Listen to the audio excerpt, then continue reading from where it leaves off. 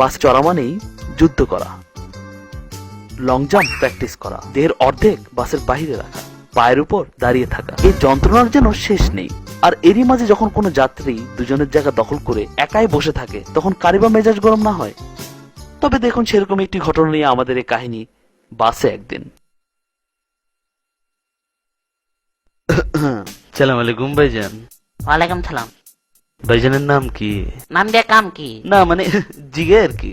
Mohammad answer. বাস বাস ভাই, top নাম রাখছেন দেখি। আপনি কি ভাই রংবাজ টংবাজ নাকি? না ভাই বেড়াদার? না চাচারা মামুরা? না।